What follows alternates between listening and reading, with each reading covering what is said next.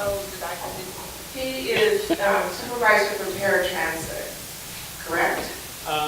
Pretty close. Well, Close give enough. me your title then. Sure. Well, I actually am supervisor of the city of Longview.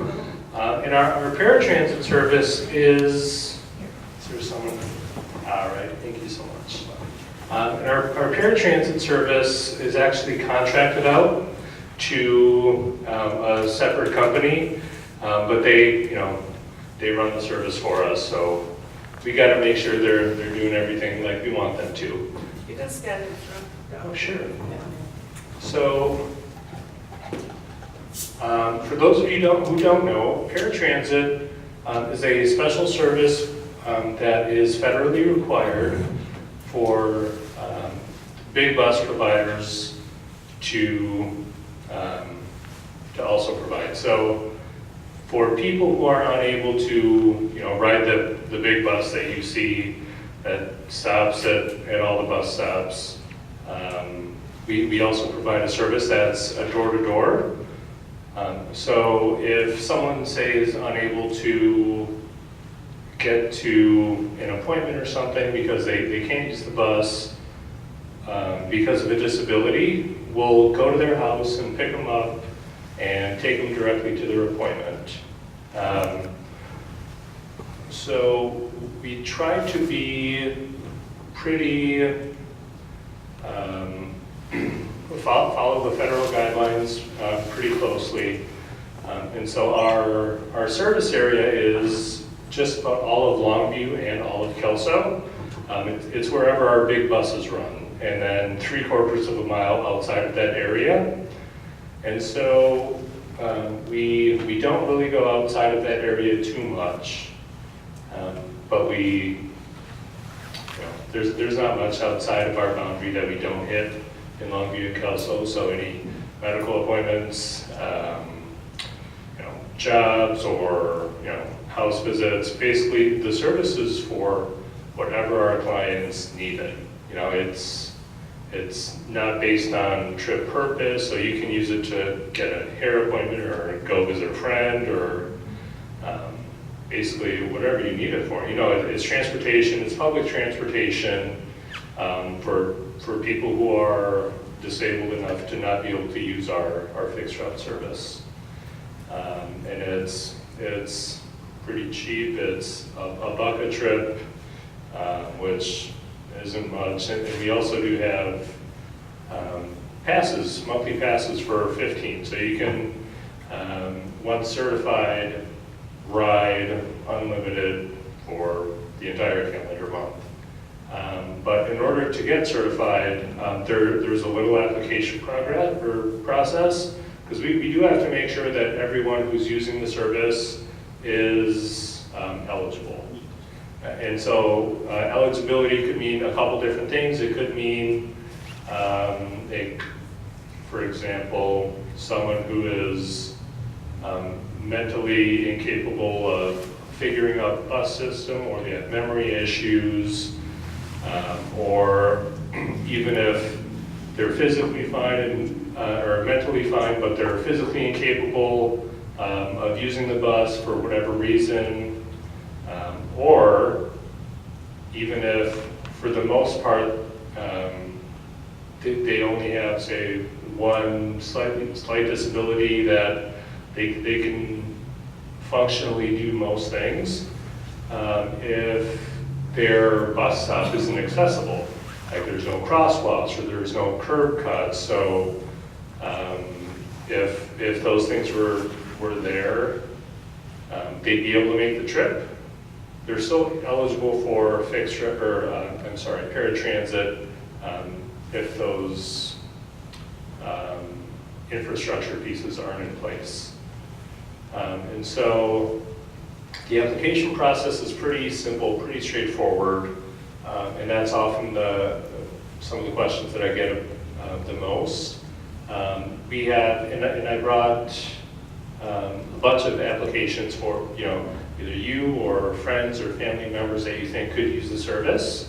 Like I said, it is a public service. It's open to every member of the public in our service area. But the application is pretty straightforward. We streamlined it recently to make it even easier.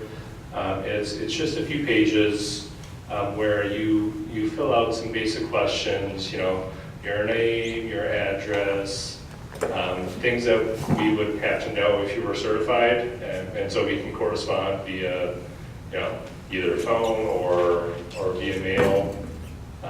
So we would ask for all of that information before we start getting into the disability questions. And so those are questions like, how far are you able to travel unassisted? Do you need a mobility device? And then there's a list of different tasks that normally if you can complete those tasks without the assistance of another person, then you'll most likely be able to ride our big buses, and you wouldn't be eligible for paratransit. So after we get past that part, it's a medical release of information, which then goes to a qualified professional who can verify and, you know, is pretty knowledgeable about your disability. So that would be, it could be a primary care physician, doesn't have to be, it could be a mental health professional, it could be a caseworker, a social worker, it could be, let's see, who else about it? Normally it is someone who's got some training and is licensed with the state to practice medicine or social work in one form or another. And then after that, the application you just send right back to us, and then I go over it and make sure people are eligible for the service. And then after that, you'll get a letter and you can start riding the very next day. And for those who, like I may have a question about eligibility or how it affects you, I may give you a call or something like that, just to make sure we're making the right decision and everybody who needs the service is getting it. And sometimes that means, you know, a meeting, so, you know, I can talk face to face and assess people's abilities. That really doesn't happen too often. That's mostly when people are on the fence and I can't quite tell from like a phone conversation and their application. You know, that 5 minutes of talking about the application, it really doesn't take that long to fill it out. It's just, like I said, a couple quick pages. Most of them are just check boxes, and then you send it to your qualified professional, and they'll most likely send it back to us, or you can bring it in, and then we'll go through it that way. And there are a couple different versions of eligibility. You know, you can be certified unconditionally, which means you can use the service whenever you need it, as long as we're, you know, running the buses, which is normally from about 6:37 during the week until about 7 at night. And then Saturday is a little bit shorter, from about 8 to 6. And then Sunday we don't have service at all. So unfortunately for those who are looking to make Sunday trips, we can't offer that right now. But we're always, you know, taking recommendations or changes to service in order to better serve our community. So that someone could be unconditionally eligible, they could be conditionally eligible, and that could be either a temporary certification because, say, someone broke a bone or something and they need to be in rehab and they can't drive their car for a certain period of time because of their disability. It could be someone who happens to live just outside of our service area. If that's the case, then we always ask someone to meet us in our service area. And that could take the form of, you know, depending on how far out it is, it could be a neighbor who comes and helps. It could be another transportation agency that we'll meet up with. We do have a lot of public transportation agencies in the area that provide service all over the region. And then the other, let's see, we've got unconditional, we've got conditional. And then if for some reason we find you ineligible for the service, what we'll do is give you either a phone call, but we'll definitely give you a letter stating, all the reasons why this person was found ineligible. And there's an appeal process if you think we made a mistake, and you can always turn in another application. That's also an option. If, say, your condition changes, or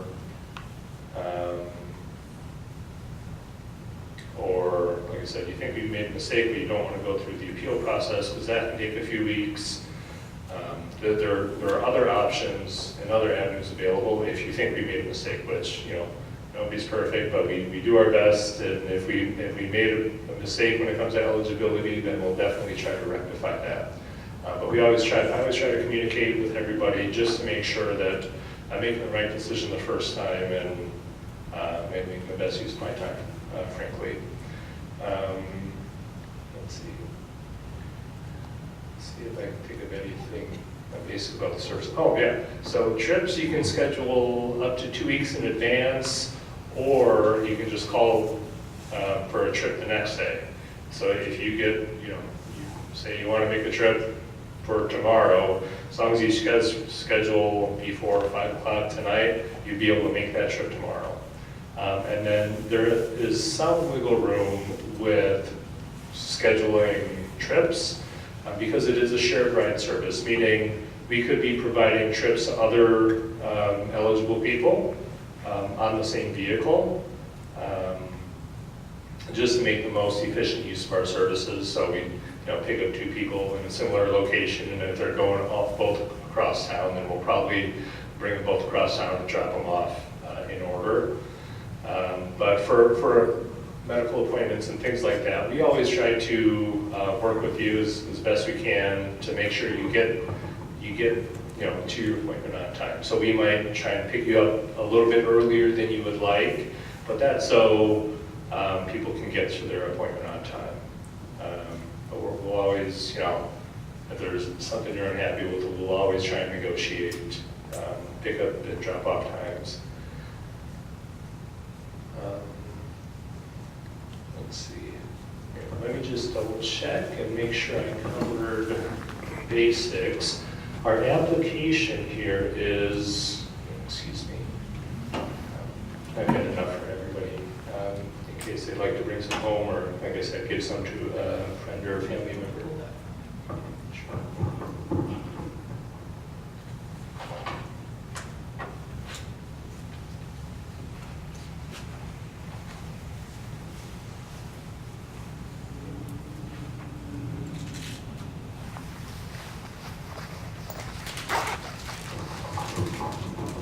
And so,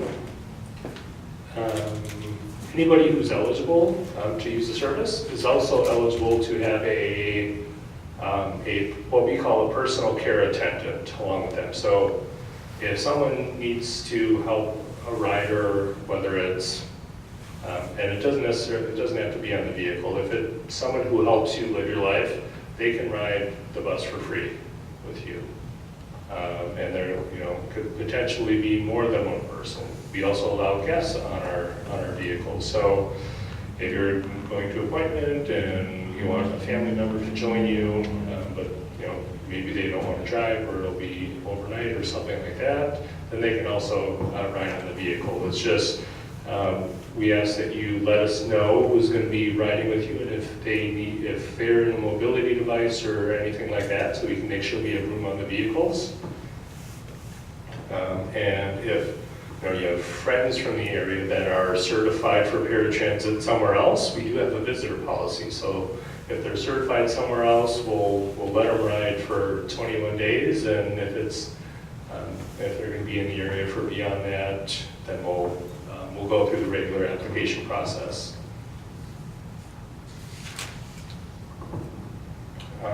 Like I said,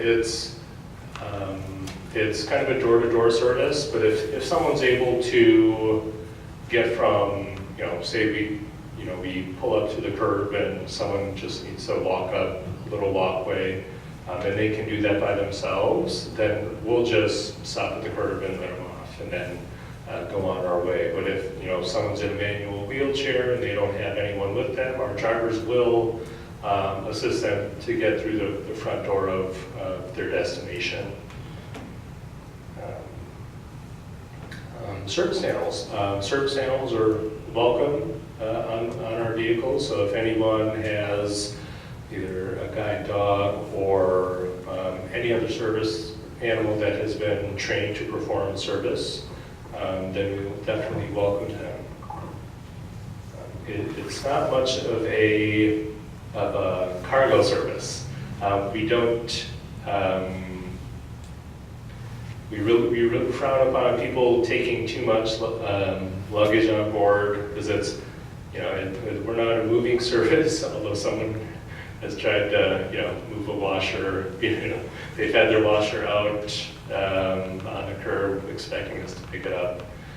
We've had big carpets, and so things like that, we will refuse service to the appliance or a big piece of luggage. The person is more than welcome to still make their trip, but again, we're here to transport people. But if groceries and things like that, a reasonable amount is always welcome. Like I said, the service is here to help people who have transportation issues, and help them to live their life.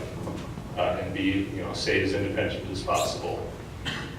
And so I've seen, Paratransit help a lot of people who really want to stay in their home, but say they can't drive at night, especially here when it's so dark for so often during winter. If they really have some mobility issues and they have a difficult time just getting around in general, our services help people stay in their homes and live their life without having to move and uproot their whole life. All of our lift vehicles, and by lift, so we have a couple different names, unfortunately, which can confuse some people, but Paratransit is our lift service. That's the brand.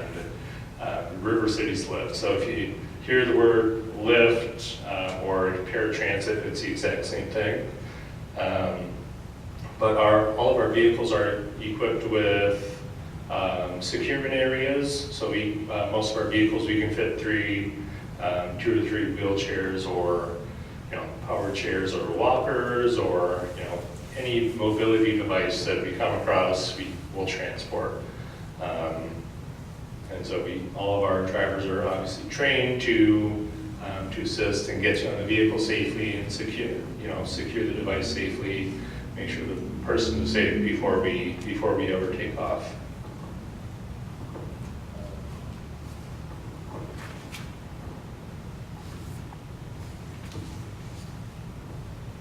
And we have a really great track record. I've been with the city for 2 years. And in those 2 years, we have not ever denied someone a trip. We always make it a point to, like I said, if something's tight, we'll negotiate pickup times and things, but we have never had to deny someone a trip if they wanted to take. So I'm pretty proud of that.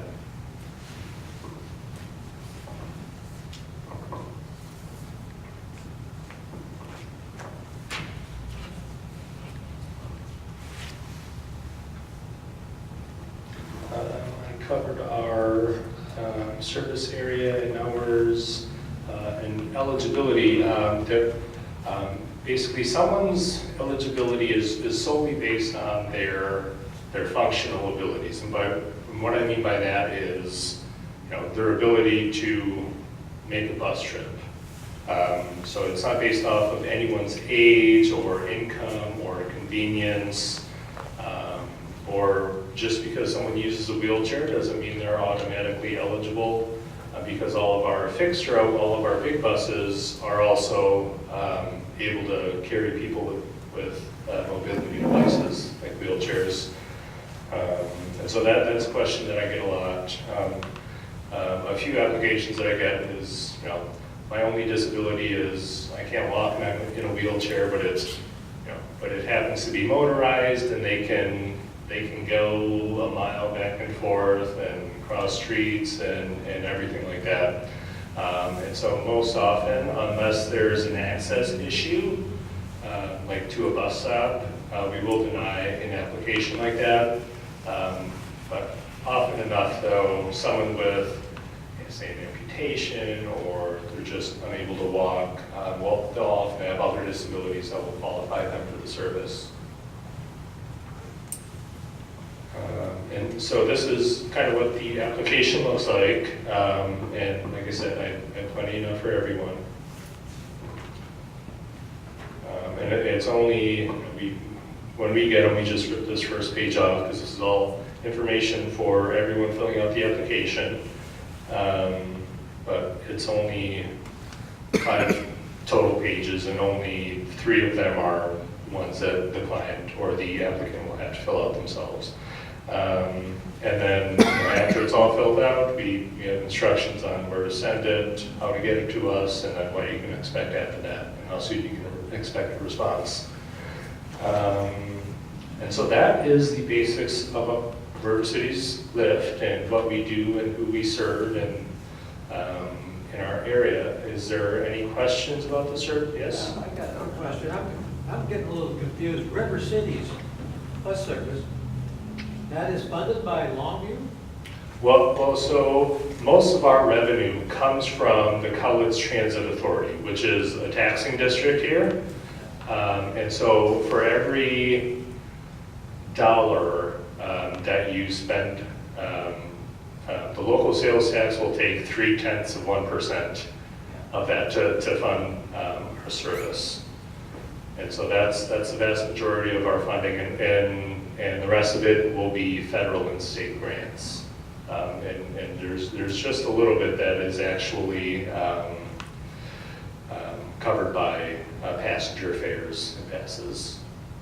Now, the Paratransit, you're just contracting with River Cities, or how, I'm kind of mixed up how this.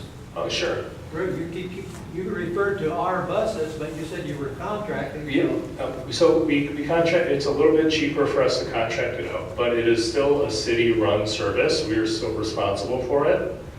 And so and this is pretty common in transit. Just a little snippet of transit information. The highest cost is drivers and wages and salaries and benefits. And so if there are private agencies that can provide the service for cheaper than the city can, then we'll put out a bid for proposal and ask other agencies to bid and basically see if they can provide the service cheaper than we can provide it, while still maintaining the same level of quality and customer satisfaction. So it's a little convoluted, and I get it, but yeah, the service is ultimately covered by the city of Longview. You over here? Yep. I got 2 questions. You mentioned $1 a trip. Is that a round trip? No, that's a one-way trip. Yeah. So if you're making, like you said, a round trip, then it's $2. We also offer punch cards, so if there's which don't expire and they're not constrained by a calendar month. So basically, that'd be 50 cents a trip, because we have a 20-ride punch card that only costs $10. Okay, and the other question was, are the paratransit drivers the same as the River City drivers? Just listening to the news of late, River City has had to change some of their routes because they've lost a number of drivers. Mm-hmm. Are they the same? No. So the big buses, the fixed route, that's where we've lost a few drivers to resignations, and that's where we've had to cut service a little bit temporarily. And just on that note, we did start training 2 new drivers yesterday.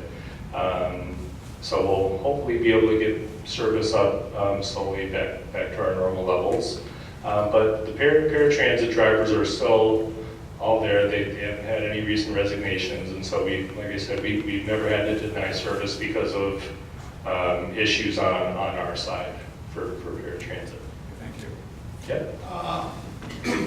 For a person that has night blindness, whatever, suppose he wants to go to a school board meeting, is that allowed? Yep, yeah, there's no restriction based on trip purpose. The eligibility issue, basically my question would be, this person with night blindness, are they able to ride the big bus at night? Are they able to get to the bus stop and get on the bus and ride to the closest bus stop to the meeting, to the school board meeting, and get back, even with their night blindness? If the answer is yes, then that person wouldn't be eligible. But if the answer is no, and they really wouldn't be able to make that trip, then they would be eligible. But that would be probably one of the conditions is, you can only travel when it's dark. But how, there's a time frame. Mm-hmm. What, from 7 a.m. Well, it's actually about 7 a.m. until 7 p.m. during the week. And then on Saturdays, it's 8 to 6 p.m.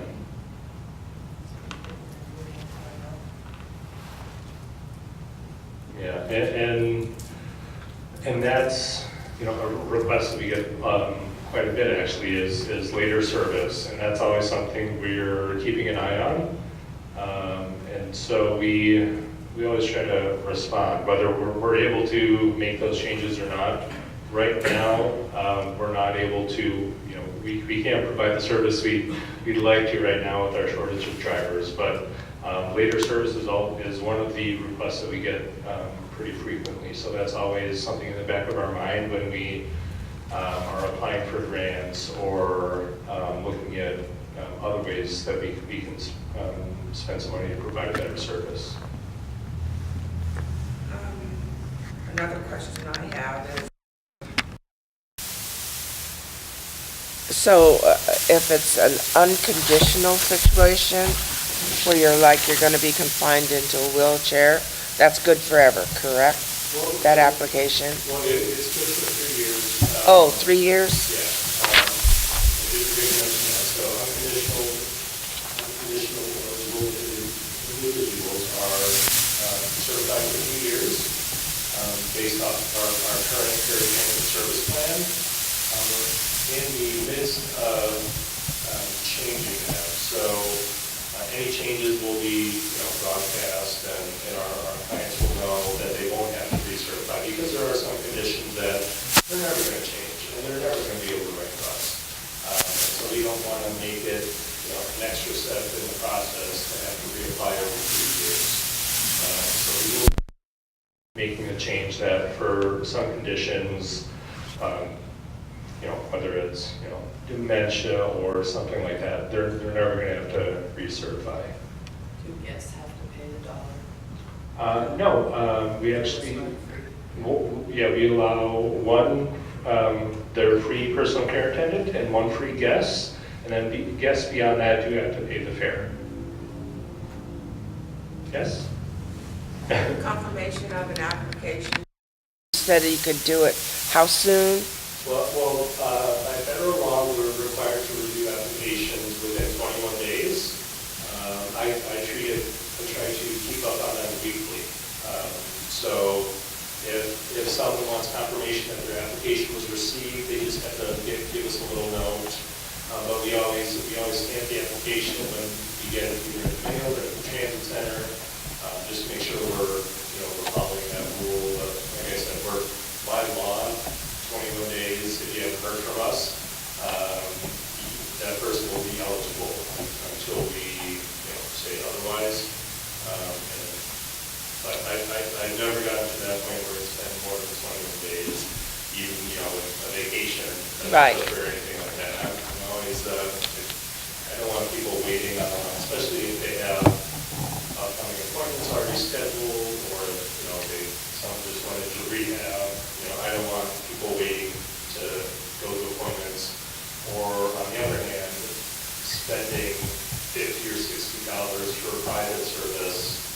It's more than that. Well, I'm the main one, but if there are other questions or someone's unhappy with my decision, then it will go to a panel, the appeals panel. And so there's, and I have nothing to do with that panel or anything. It's just based off the application, and they'll decide whether the decision was accurate. Although, just to toot my own horn a little bit, people don't really feel like for the decision, but everyone's more than welcome to. And oftentimes, if there's a question and they give me a call, and like because they filled out something incorrectly on the application, or I give them a call to clear something up, I'm not going to make people go through the appeal process. I'm just going to change it right there. We're not trying to be hard or make it an extremely intensive process. We want people to work, frankly. Great, that's great. Are you going to leave us your card? Yeah, Please. definitely. All of our contact info is also in the application. Oh, okay. And I did bring a bunch of travel training brochures, so that's also something that I do. Whether it's paratransit or fixed route to big buses, I will help people learn how to ride. So I'll help with trip planning, or if someone's uncomfortable riding because they have a phobia or anxiety or something, I can bring a bus out to them depending on what the needs are for the training. If someone just needs help getting used to a wheelchair, I just helped someone yesterday at the transit center maneuvering their chair so they're more comfortable. They didn't have to take a trip or anything. Oh. But that's, personally, I want people riding the bus. Professionally, I want people riding the bus, using public transportation. It's here for everybody, and whatever I can do, if the beginning of the day, like 6 a.m. works best for that person's schedule, I'll be in at 6. If it's the end of the day, I'll be in at the end of the day. That is. And all the training that I do is really based on the person's needs. If they only need to learn how to make one trip, then I help them make that one trip. If they need to know the whole system, I help them learn the whole system. I go out on practice trips, anything to make people comfortable and feel safe and confident that they can ride the bus by themselves. So that's all coordinated through you? Yes. then? Yeah. Great, thank you. And travel training is free. That's a free service. Like I said, we're public transportation wise on public to be able to get around.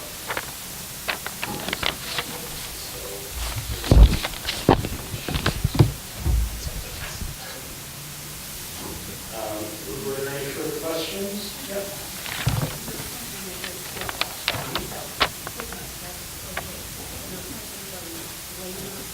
That's a great question. So, and that's very common occurrence.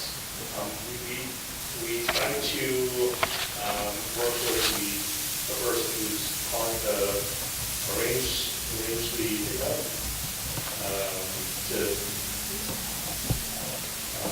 go ahead and make a pickup kind of on the far side, just if things do go over. But even if it's after that, if you give us a call, there's a small $5 will call charge, is what we call it, for non-arranged pickups. But we're normally there in 15 to 20 minutes. That's a great question. That does happen quite a bit. And people with dialysis, in particular, we never know when they're going to get done. It could be 3 hours, it could be 4 hours, it could be 5 hours. So we're always, our phones are always manned. Nothing ever goes to voicemail.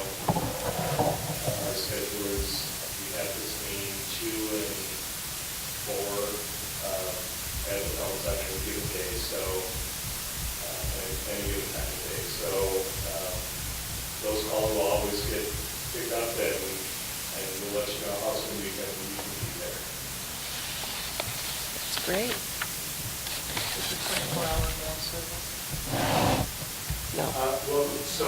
during the day when we're, in that case, if someone were waiting to call because they don't know when their appointment's going to get done, then yeah, during our service hours, our phones are always manned. But we also accept reservations over voicemail. And the day before we schedule the pickup time, we will always call back and confirm the location and the time. Because we want to make sure there's no mix-ups and, on the extremely busy day, we provide about 250 trips. And so the 250 calls, sometimes, near the end of the day, that can be a little bit much to make.